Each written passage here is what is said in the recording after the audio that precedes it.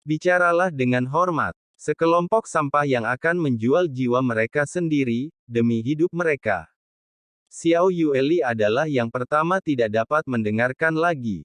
Dan kemudian dia sedikit mengernyit. Dan berbicara dengan suara dingin. Pada saat ini, Zhan Xuang memandang Xiao Yueli, matanya sedikit menyipit. Seolah dia cukup takut pada Xiao Yueli, tapi itu hanya kecemburuan. Bukan ketakutan. Lizzie, jangan berpikir bahwa dengan Sky Burial mendukungmu, kamu bisa meneriakiku. Selama bertahun-tahun berbicara tentang api, Anda harus memanggil senior saya Zhan Xuang untuk melihat kekuatan Xiao Yueli yang kekanak-kanakan di wajahnya dibandingkan dengan monster tua seperti mereka. Xiao Leli hanya bisa dianggap sebagai junior. Bawang yang mana kamu? Nama Lao Su juga bisa dikatakan terus terang. Dalam hal senioritas, Anda harus memanggil saya leluhur. Tepat ketika mata Zhan menunjukkan sarkasme, terdengar teriakan dingin dan keras dari atas Ark of Ghost Mansion. Murid Zhan Xuang tiba-tiba menyusut. Dia sepertinya tidak menyangka bahwa pemakaman celestial ada di sini. Dan matanya langsung menjadi gelap. Bahkan jika mereka bertemu dengan mata Ning Yi, mereka jelas takut dengan pemakaman langit. Ini adalah masalah pertarungan Dewa Aliansi. Mengapa Anda di sini di rumah surgawi? Raja Roh berbeda hari ini. Sepertinya kekuatan Anda belum pulih dari kehancuran. Apakah Anda benar-benar ingin berpartisipasi di dalamnya? Suara Sky Burial terus terdengar dari Ark of the Ghost Mansion. Sky Burial tergeletak di geladak, mengguncang guci di tangannya. Seolah-olah dia tidak terburu-buru dengan situasi saat ini. Saat ini, semua hantu roh di istana Tianren telah bubar. Meskipun jiwa-jiwa ini tidak memiliki murid, masing-masing memancarkan gelombang yang kuat dan mengesankan. Jelas, ini adalah elit dari Tianren Mansion. Roh hantu yang tersebar ke segala arah bisa terlihat. Sejak Tianren Mansion datang ke sini, ia tidak bermaksud untuk kembali dengan tangan kosong. Mereka tampaknya tidak menaruh semua fokus mereka pada Xiao Yan. Tapi justru sebaliknya, tujuan mereka adalah Xiao Yan. Tidak ada keraguan tentang ini. Karena selain Xiao Yan, tidak ada orang di sekitar yang memiliki alasan untuk membuat Tianren Fu berperang seperti ini. Masalah Xiao Yan Shizun bukan lagi rahasia. Dan sekarang semakin mustahil untuk menyembunyikannya lagi. Dan Xiao Yan sendiri tidak berniat menyembunyikannya. Semua angin dan hujan akan kembali cepat atau lambat. Dan Xiao Yan harus menghadapinya karena alasan khusus dari identitasnya. Karena dia akan menerima banyak perhatian. Jika dia ingin memakai mahkota, menjadi pewaris yang mulia, dia harus menanggung beratnya. Ini tidak dapat dihindari untuk Xiao Yan.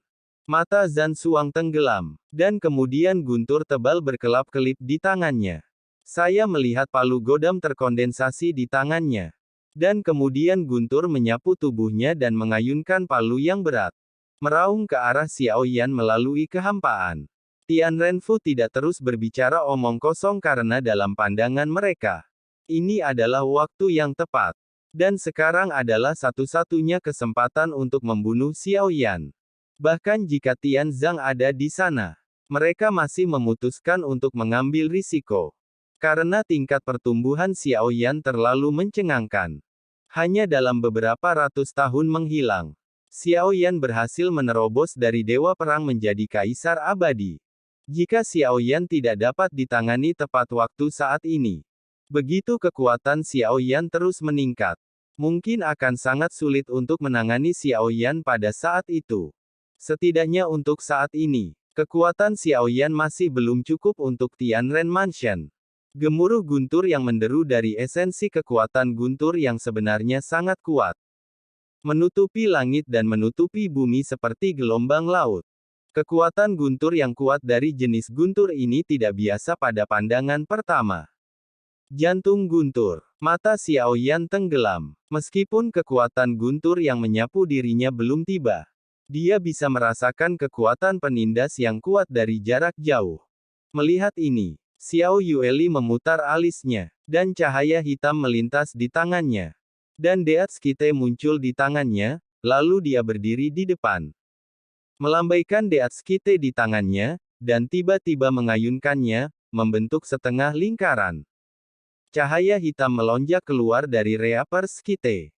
Meskipun tampak lebih rendah dari lautan guntur yang agung yang menyapu. Saat cahaya hitam bertabrakan dengannya, lautan guntur runtuh sedikit demi sedikit.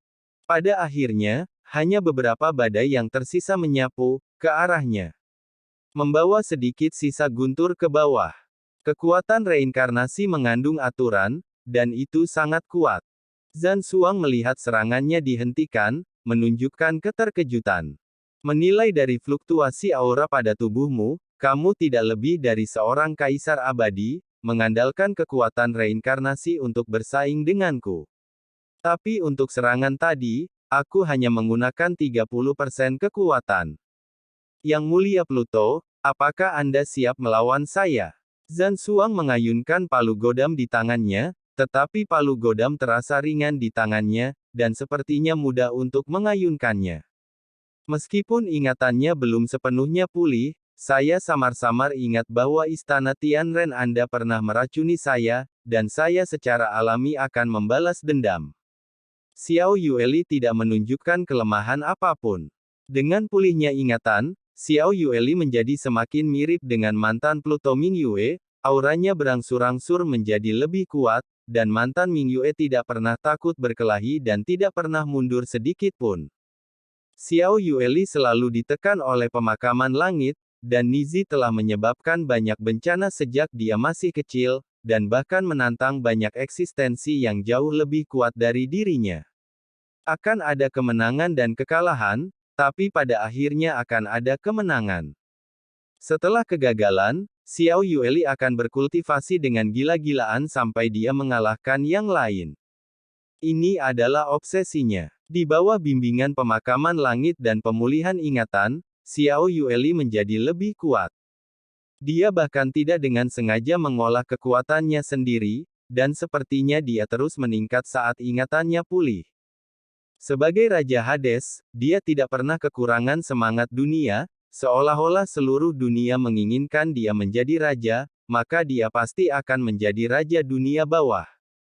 Zhan Xuang memandangi mulut Xiao Yueli yang sedikit terangkat, lalu terus mengayunkan palu godam menuju kehampaan, dan guntur ganas menyapu dengan liar lagi.